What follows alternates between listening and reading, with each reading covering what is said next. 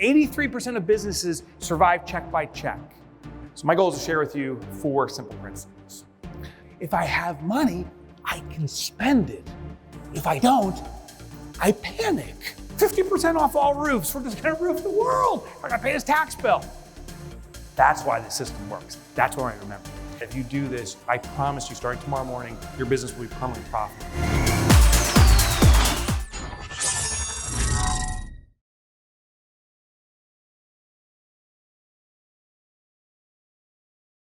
A huge welcome to Mr. Mike Michalowicz. Come on up. Thank you, brother. Jeez, thank you, brother. Appreciate it. Thank you. So as Dimitri was presenting, I was like, oh, for my next AA meeting, I got to use this line. If you have a drinking problem, don't drink tonight. Wait till tomorrow. Appreciate that. Thank you. They say when you do a presentation, you should always open with a joke. So with the COVID situation, I'm like, oh, I'll open with a COVID joke. And I'm like, that is the dumbest idea. Because if you present a COVID joke, it takes 2 weeks to get it. Thank you.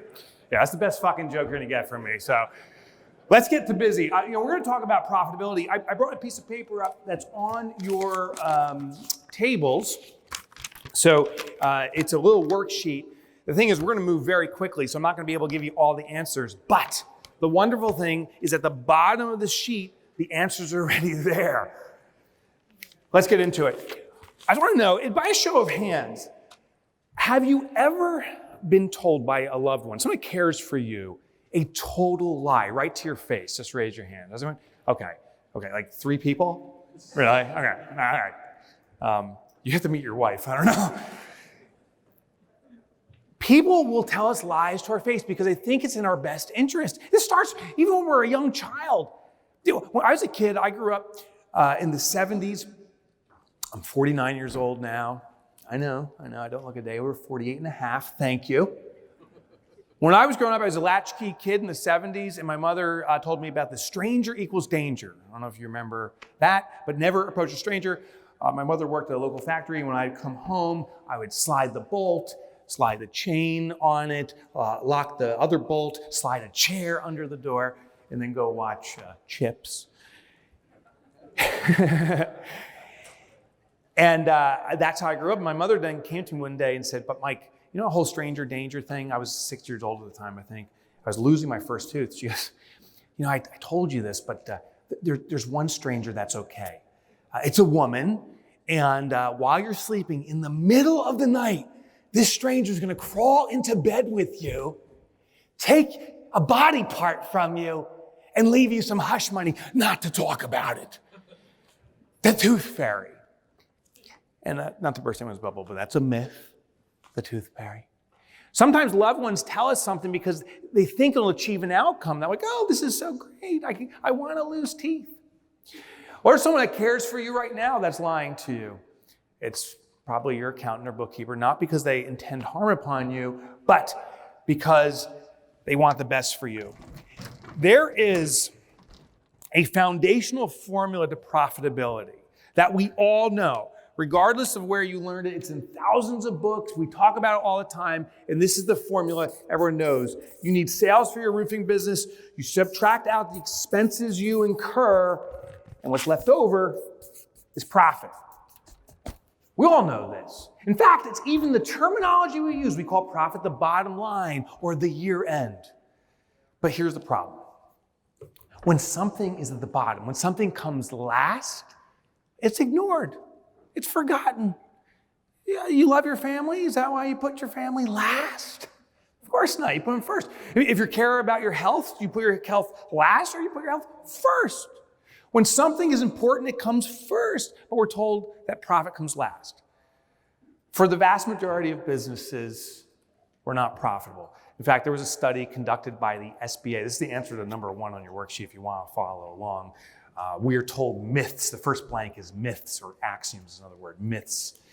The SBA conducted a study and identified that 83% of businesses, you can put this in the worksheet, 83% of businesses survive check by check. There's 300 million of us globally, small businesses. A small business, by the way, is a company that does $25 million in annual revenue or less, according to the SBA. That's my business. I suspect it's some or many of the businesses, maybe all the businesses in this room. And 83% of us don't have enough money today to pay the bills next week, let alone employee payroll, let alone supplies, let alone pay ourselves. 83% of businesses. So we need to sell like crazy. And it's because profit comes last. And if this isn't your situation, by the way, be grateful because it's the person to your left and to your right that has that problem. What we're going to discover today is while this makes logical sense, you have to have sales come to your business, you subtract expenses and what's left over is profit is logical, it's not behavioral. And we are humans, we're behavioral. We need to put it first. I'm going to introduce you to a new formula. And it's real simple. We're going to take this formula and flip it over, and this is the new formula. It's sales minus profit equals expenses. And what I'm saying here is we're simply going to apply the pay yourself first principle to our business. Starting today, every single time you have a deposit come into your business, take a predetermined percentage of that money as profit, hide it away from your business, and run your business off the remainder. The pay yourself first principle applied to business. I call it profit first. I have found that there's a lot of parallels in life that when you study something in human nature that I can translate, for example, to a business application. What I found is there's a lot of parallels in physical fitness. I was at the gym this morning. It was packed. People were getting jacked up. There's a lot of parallels between physical fitness and fiscal fitness. So my goal is to share with you 4 simple principles. First principle actually comes to dietary fitness, and it's the size of the plates we use. There's a study conducted. This is a global phenomenon. Plates today are about this big, a dinner plate. Do you know 300 years ago, back when George Washington was around, plates were this size? That was a dinner plate. What we consider a coffee saucer or a dessert plate was less than half the size what we use today. But the interesting thing is human behavior hasn't changed. Back then, George and his buds would fill up the plate, and as their moms told them, clean off the plates. And today we follow the same pattern. We fill up the plates and clean up the plates. But plates have doubled in size. So therefore, the serving has doubled in size. Therefore, our caloric intake has doubled. And as a society, as a global society, our waistlines have doubled in size. The simple principle is use smaller plates. Anyone have teenage boys here? Anyone have teenage boys? Raise your hands. Okay, so I'm sorry. I do too. Because they're not teenage boys, they are creatures. The amount of food consumption is redonkulous at my house. I swear to God, we go through a box of Cheerios every hour. Like, you could just have the Cheerio guy bring an 18-wheeler in because we will churn through that stuff. So what I did was I ran a little test with smaller plates. My boys, they wake up at the ass crack of 1 p.m. And they come walking out, like, ooh, and they grab the Cheerios, they pour it in this big bowl, it flows everywhere. Then they very carefully, like a Jenga tower, reassemble this thing, and then they add the milk, it explodes everywhere, and they got milk and Cheerios everywhere, and they grab their bowls, and those creatures cannot speak English, they're just like, ugh, ugh, ugh. So I ran a little test. I got smaller bowls. Now, I didn't get these little like dessert thingy things. I got slightly smaller bowls. And then a month later, I got slightly smaller ones. It took me 4 iterations over 6 months, but I got the bowls to half the size, and they never noticed. Same thing, spilling Cheerios everywhere. But the consumption, we could get through a Cheerios box in only 3 days now, which, if you've changed boys, is basically a miracle. The goal is to use smaller plates. We're going to do this in your business right now. Now, I wanted to run a quick survey. I asked that everyone participates, no alligator claws, none of this stuff. Just raise your hand if this is true, because it's important that we all see this. If it's not true, don't raise your hand. First question, how many business owners in here have what's called a primary checking account for your business? And what I mean is that you put all your deposits in there and you pay most of your bills from there. If you have that, raise your hand nice and high. Okay, awesome. I want you to know, if you raise your hands, thank you. If you raise your hands, you're in the position to be very profitable. In fact, my commitment is by tomorrow morning, I'll make your business, if you raise your hand, permanently profitable. That's awesome. Second question, I asked you to raise your hands if this is true too. How many business owners in here even though your accountant or bookkeeper says, don't look at your bank account, read the income statement, the balance sheet, go into QuickBooks, do all this stuff. How many people use the system that I use? I call it bank balance accounting. I log into my bank account, I did it this morning, and I follow a real simple system. If I have money, I can spend it. If I don't, I panic. Who checks raise your hand if you check your bank account at least once a month. Raise your hand nice and high. All right, any once a weekers, raise your hand, once a dayers. Are you checking right now? Your hand's not even going down. You're like this. Okay, awesome. If you raise your hand, I want to tell you, you are demonstrating the natural behavior of what business owners do. And therefore, I guarantee will make you profitable. Awesome. Here's how we're going to do it. Step one is we're going to set up 5 accounts at your bank. We're going to go through it super quick. First account is going to be called an income account. These are at your bank. Second account is going to be called profit. Third account is going to be called owner's compensation or owner's comp. I was going to put owner's C. Next account is called tax. And the last account is going to be called OpEx or operating expenses. What we have to realize is the money for our business has multiple responsibilities. What I used to do is when money came into my business, $1,000 would come in, like, oh, I have $1,000 to spend. But it's not true. It has multiple responsibilities. The income account, that's the first account. You can put this on your worksheet too. The income account is a depository only account. I call it the cash turkey. We celebrated Thanksgiving. We only had a few guests over this year, but typically like 15, 20 guests. My wife and I pulled the turkey out of the oven. We plop it down. I don't say to the guests, hey, everyone, grab a knife and fork. It's everyone for themselves. No, we carve the turkey, and you do too. And the reason we do this is so that every guest at the table has a piece of turkey to eat. Everyone gets an apportionment. We have to realize that our business has multiple responsibilities. This is a cash turkey. That deposit comes in as a cash turkey. We need to carve it up to serve the elements of the business. And it works like this. Money comes in the income account and it flows over to the other 4 accounts. The first account is called profit. Profit. Who here, by the way, owns stock? I own Ford. Does anyone own stock? I guess. Did you get quarterly profit distributions? Right? I do. I own Ford and I own 100 shares. It's not like I own tons of Ford. But the quarterly distribution last quarter was $13.23. And I remember opening that and I was like, oh, wow, Ford really rewarding me. Thank you. But I didn't say this. I didn't say, you know what, I don't deserve this. They shouldn't pay me anything. I didn't mail the check back to them to plow it back into the business. And I didn't say, you know, I head down to the Ford factory to earn this money off. No, they're paying me for investing in their business.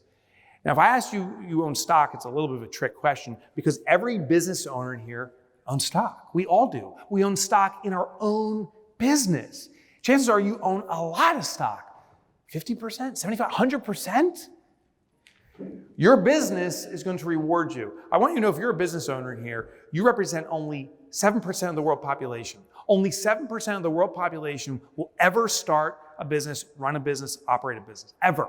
93% of the world population is looking for good jobs.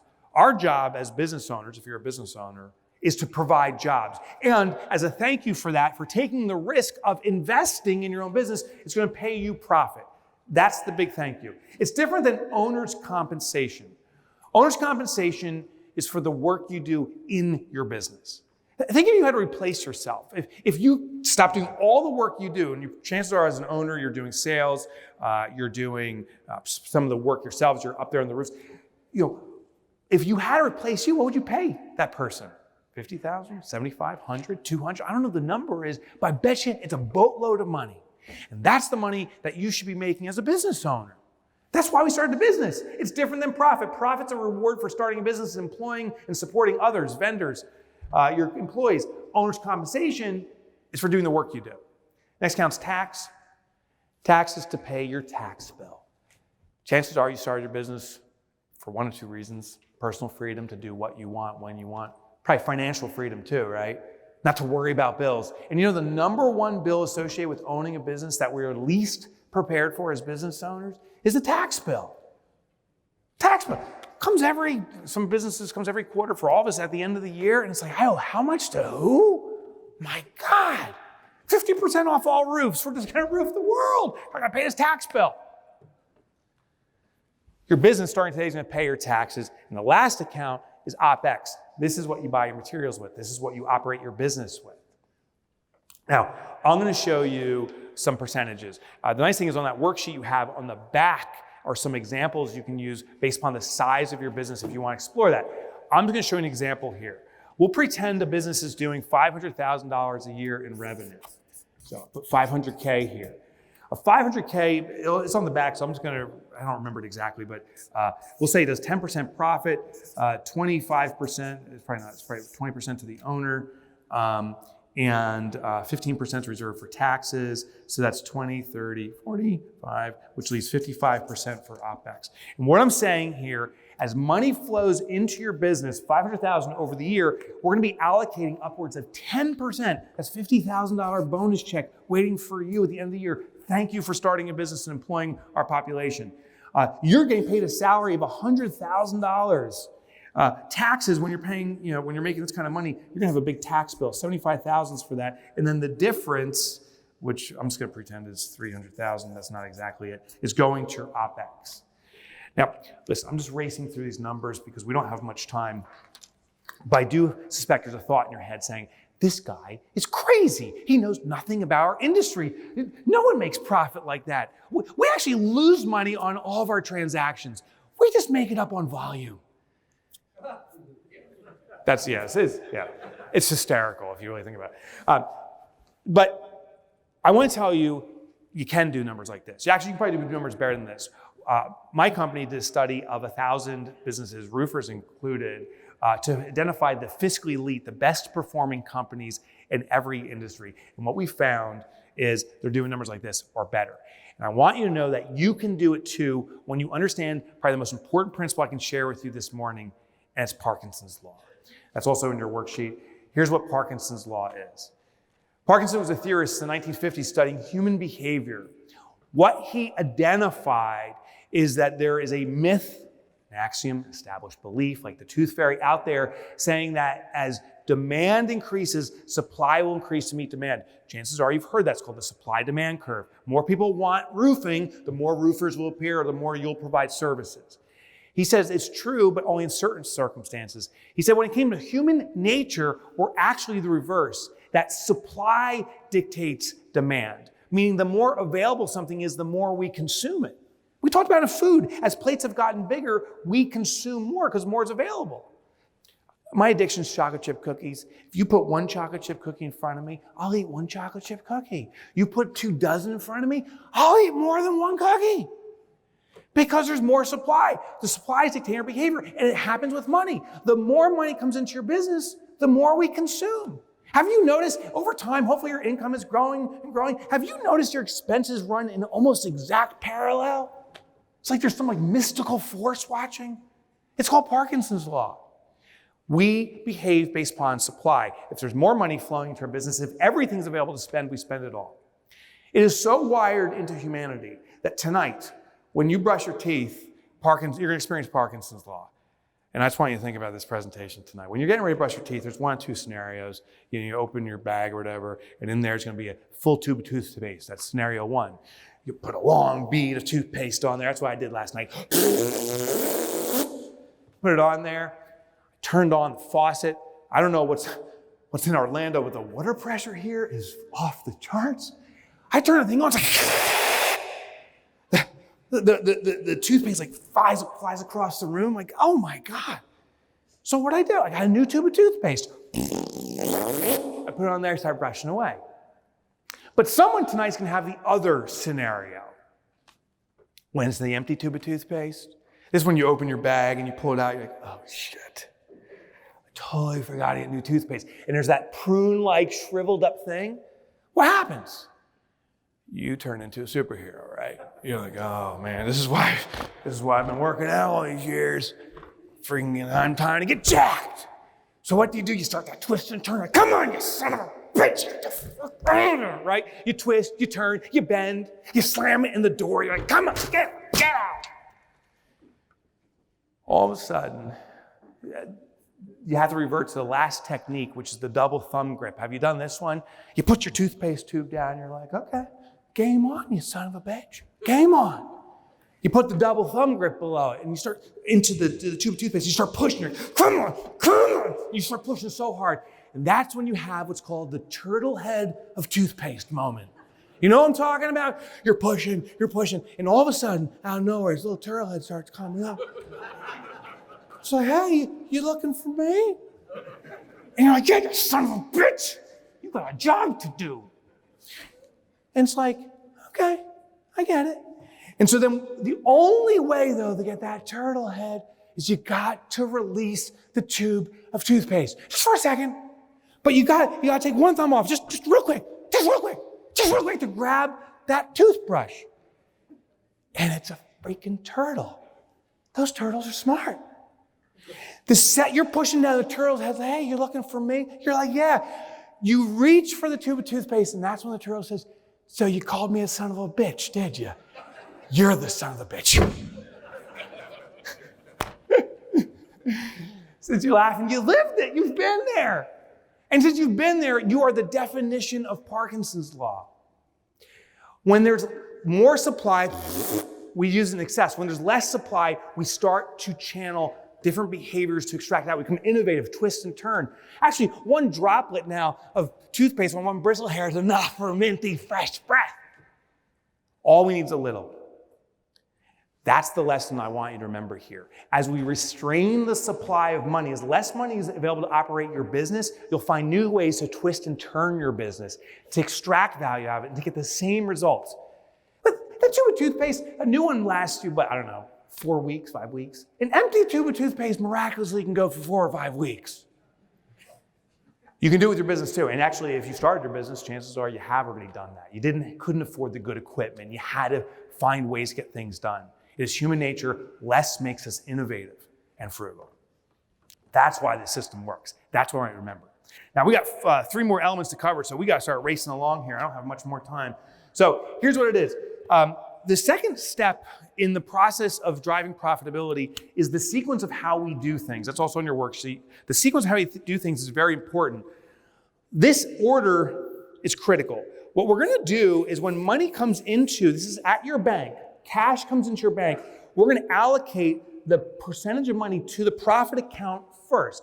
Now I realize these are all percentages, so when you carve up the same pie, percentages, it doesn't matter what order you do, but behaviorally it does. Because for the first time in your business, perhaps, when money comes in, you're going to take your profit first.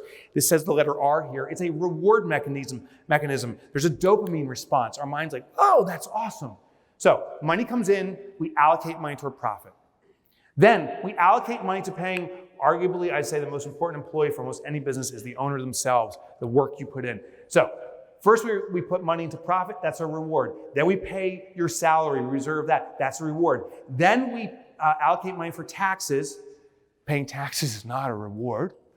But I'll put the letter P here. It is a protection mechanism, meaning it protects you from going to jail, because if you don't pay your taxes, you go to jail.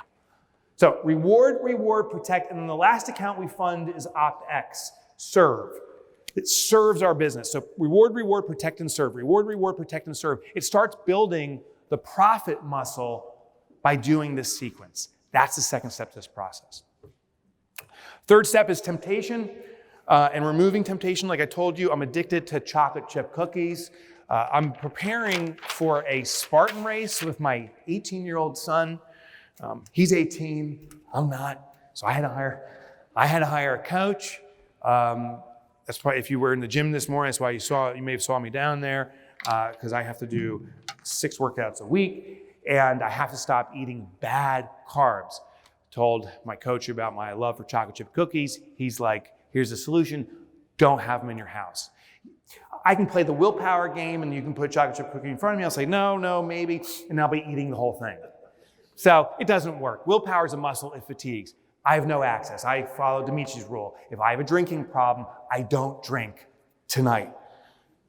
Tomorrow's okay. Thank you again. I appreciate that. I can't wait for my AA meeting. All right. So we got to remove temptation. Here's the thing. As we start allocating money toward profit, If it sits here in your business, the moment will come that will say, oh my gosh, I don't have enough money to pay my bills. This empty tube of toothpaste can't fund my business. I'll just borrow from my profit account. If you do that, you unwind the entire system. So we have to hide actually your profits from yourself because out of sight, out of mind. So the next step is we go to a second bank. This is bank 2. Over there is bank 1. Whatever bank you work with today, if you like them, keep working with them. That's bank 1. At bank 2, we set up what I call a profit hold account and a tax hold account. We move the money from your first bank, transfer it over here so it's out of sight, out of mind. We do the same thing with your taxes. Transfer it to the second bank so it's out of sight, out of mind. Remember, you told me your behavior. You raised your hands. You said, yeah, I log in my bank account every day, every hour. I check it all the time. If you see this money sitting here all the time, it's going to be too hard to prevent the temptation from consuming it. So we got to hide it from ourselves. And you may say, but Mike, as I'm doing this, I can't pay my bills. Here's the lesson. If you can't pay your bills, your business is telling you you can't afford those bills. Something's wrong. Too much cost. More often, it's not enough margin. We're not billing enough. It's an issue there. Out of sight, out of mind. This is my first time back doing live presentations since March. I presented, though, my last presentation right before the COVID pandemic hit was to an audience in Idaho. And I was presenting. And during the presentation, one person heard about my love for chocolate chip cookies. She hops on a phone in the middle of the call. And I get it. Listen, if business strikes, hop on your phone. That's more important. But it's kind of weird. And then she hung up the phone, and I would say about 20 minutes later, the door swings open, and some guy kind of Frankensteins his way in, holding all these pizza boxes, steam rolling out. I'm like, this is weird because it's like 10 in the morning. And he goes, did someone order this? And that woman says, I ordered it. And she goes, he goes, okay. And she goes, it's for the speaker guy. I'm like, what? And he comes up, and this is a true story, plops down these pizza boxes, opens the top one, and it ain't pizza, it's fresh-baked chocolate chip cookies. And I'm like, I just told you my addiction, the one thing I'm trying to avoid, and you put it on stage with me? What if I ate that? What if I told you my addiction was cocaine? By the way, I did try that joke in Miami. It did not go well. Just our neighbors down south there. We have to, I did eat the cookies. We have to remove the temptation. Make it so far away that you can't get access to it. And you'll be forced to run your business cost effectively. And here's the deal. If you want to have serious profit, and you should, if you want to pay yourself fairly, and you should, if you want to make sure that your taxes are nothing to ever worry about again, this is what you have to run your business off of. We're reverse engineering profit. The fourth and final step I want to share with you is getting into what I call a rhythm, this process. What we're going to do is we're going to do this I call it the 10-25 rule, every 10th and 25th of the month. We're presenting today is the 3rd. So this is how it works. This is the income account. Now remember, the income account was our cash turkey, a deposit-only account. Today being the 3rd, the next trigger day is going to be the 10th. So right down here, I'm writing 10-25 over and over again. What's going to happen is today, you're going to have some money flow into your business. But since it's not a 10-25, it's not a trigger day, we let the money sit there. So say $1,000 comes in today, it just sits there. Tomorrow, some more money comes in, then nothing, something comes in. On the trigger day, the 10th, all the money in the income account gets allocated based upon percentages in this order, and the income account goes back to 0. Then, starting on the 10th, we start accumulating money, and then 25th, we allocate it out. And you start having a pattern that could look something like this. Now, here's the power of this process of doing this with some regularity on these particular days, is you'll notice very quickly an average expectation. Maybe every 2 weeks, you're expecting about $10,000 of deposits, for example.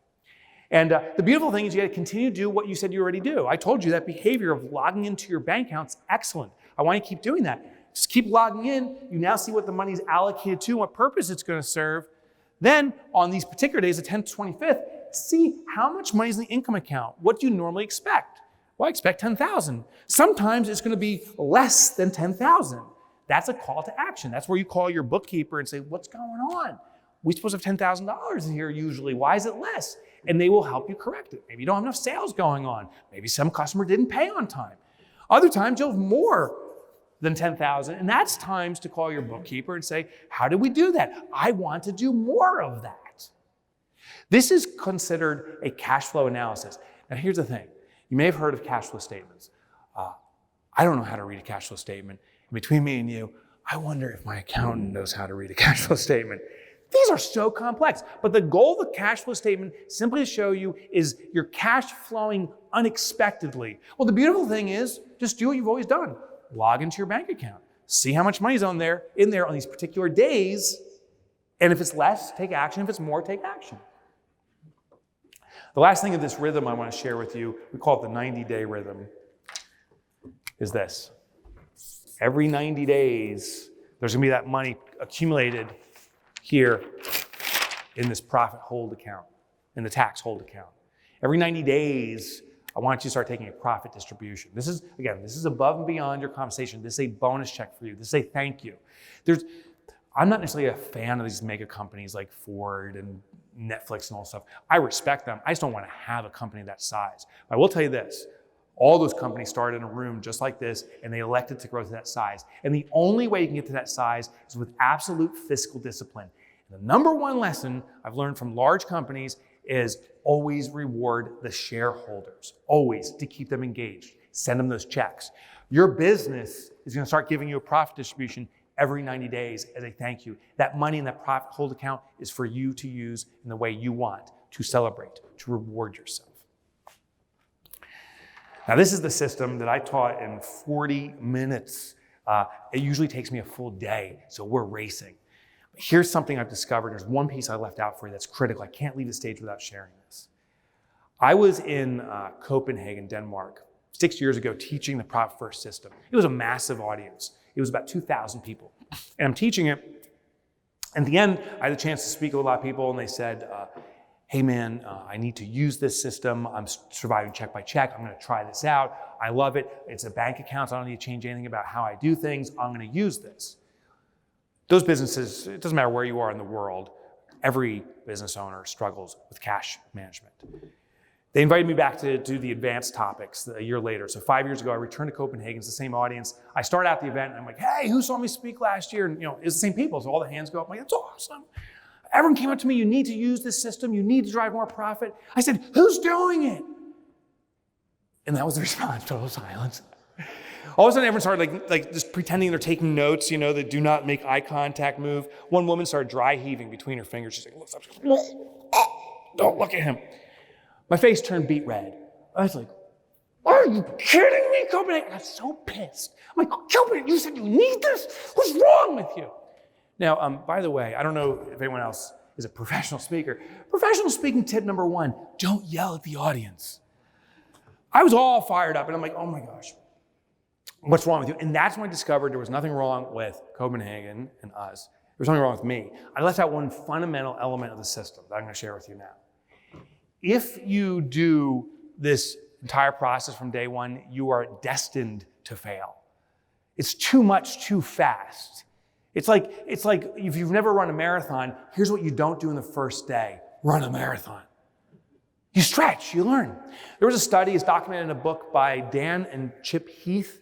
The book I think is called Decisive, or Switch, it's called Switch. And what they discovered was a way to make momentum, to gain momentum. And they studied physical fitness. Physical fitness and fiscal fitness seem to translate. They took 200 people that were looking to get cardiovascularly fit. The standard regimen, by the way, if you want to be cardiovascularly fit, is to run 5 miles 3 days a week. That's the standard regimen. They took these 200 people and they split into two groups. One was the test group and one was the control group. The control group gets the standard regimen and this gets the test. The control group, the researchers went to them as these 100 people are there and like, hey, do you want to get physically fit? And these people are like, yeah, we're so fired up for it. They said, fantastic. Then get out there and start running 5 miles 3 days a week starting now. Go! And they go running out. I don't know why they ran like that. That's kind of weird, but that's their issue. This is the test group over here. The researchers went to this group and said, do you want to get physically fit? And the group's like, yeah, we want it so bad. They said, great, we have a regimen for you, but before we tell you, we have one question. They said, what is it? The researcher said, do you like to watch television? And the group's like, yeah. One guy's like, I love Modern Family. The researchers say, hey, do you sit on your couch when you watch television? And the group's like, we do. Sit on the couch. The researcher said, here's your exercise regimen. Starting today, when you turn on the television, simply stand when you watch TV. That's it. This group was giving the go full throttle. And this, talk about lowering the bar. That's below the Earth's crust. It's so low. They came back after 2 weeks of this experiment, and they already had, it was an 88% failure rate. Only 12 people were left in this group after 2 weeks running 5 miles 3 days a week. The researcher went to them and said, your last 12 standing, how bad do you want it? Push yourself, go. And they go hobbling out this time. We got this, we got this. They went to the test group, they had 100% compliance, 100% success. They were just standing, you turn on the TV, you stand. The next regimen, they said, now you stand when you watch television. For the next 2 weeks, when the television's on and you're standing, would you simply be willing to march in place? They kept the bar low, small steps. Came back after 1 month, they had a 100% failure rate. No one could keep up the pace of running 5 miles 3 days a week. In fact, one guy had a heart attack. And thank you for laughing at him, I appreciate that. Yeah. By the way, if you're not cardiovascularly fit, don't do that. This group had a 98% success rate after a month, which just begged the question. That means 2 people couldn't figure out the marching thing.